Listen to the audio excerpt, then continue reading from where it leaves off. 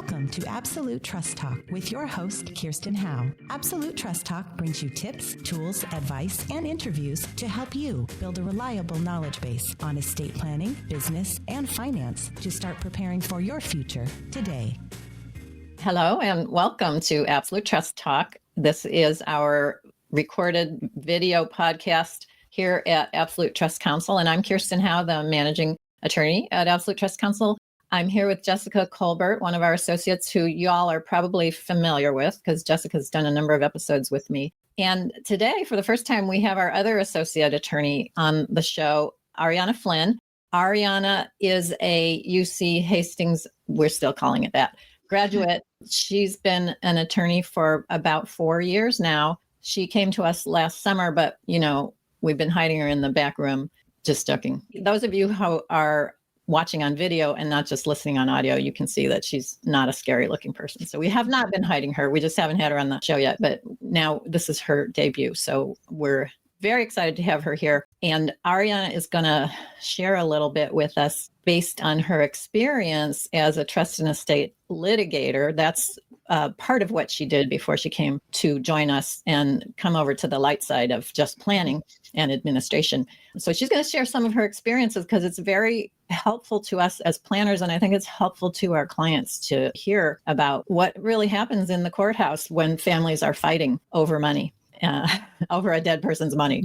All right. I'm going to turn this over to Jessica to get us started. Thank you. So, Ariana, you have been a trust and estates litigator. That is something that Kirsten and I have not done. Would you tell us a little bit about, in your experience as a litigator, what were the most common issues that you would see families fighting over?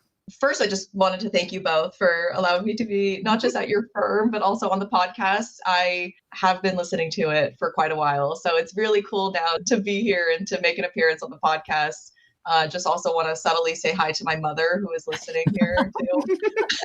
That's a great question. And Jessica, Kirsten, as you mentioned, I was in trust and estate litigation for the past 3.5 years. And I would say there's, with our cases, there came probably 3 common themes. One being undue influence, the second theme being lack of capacity, and the third theme just being overall family dynamics and family conflicts. So those are kind of just the themes that we would see throughout the litigation cases. You can break it up and, with undue influence, just the legal definition, what is it?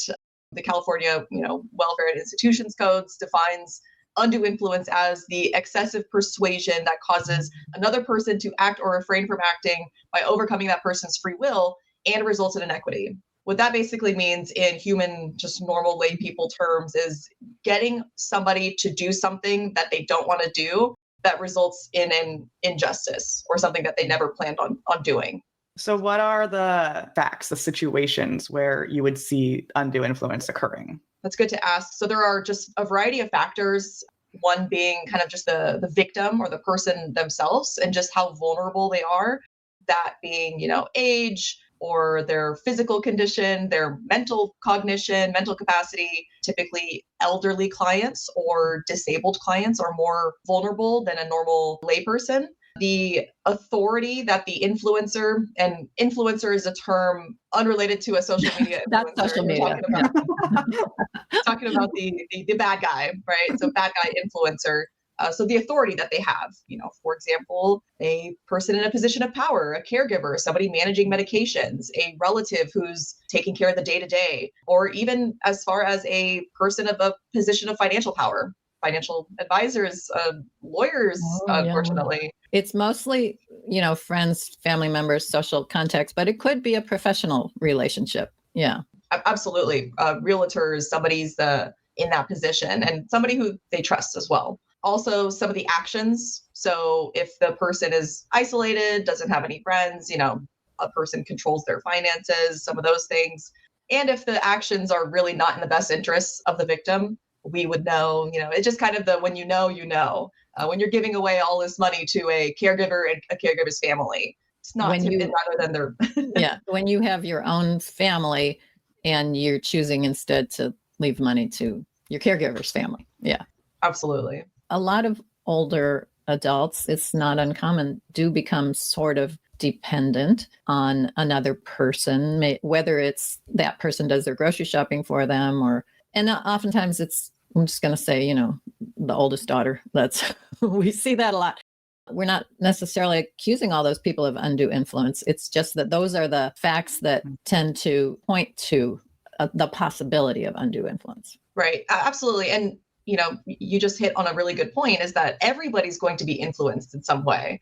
Right. My fiance will influence me to make certain decisions, but when that decision becomes undue and unnatural is when it crosses over between normal influence compared to undue influence, where that person normally would not have made that decision, but for that influence. Okay. I think that is a good point. It's not a rational, logical thing, that something unusual happens.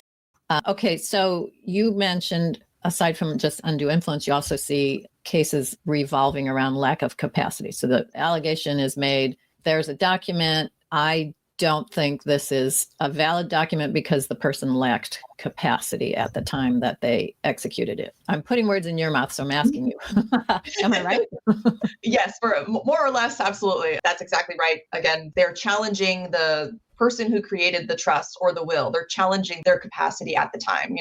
Grandma wasn't in her right state of mind. She had dementia. She didn't know what she was doing. So more or less, yes, that's a claim of lack of capacity. Okay. And the third one you mentioned was just kind of general family dynamic, chaos, discord, what have you. And we can talk about that a little bit more in a bit. I am going to say for our listeners that what we want to do is, there's a lot of content here and we don't want to take too much time on this. We're going to break this whole thing into 2 episodes.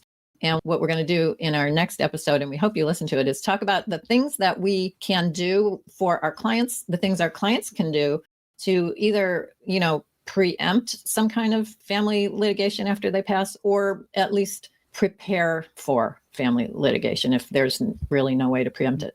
Just going to remind people that, this is the United States of America and anybody can file a lawsuit at any time over anything.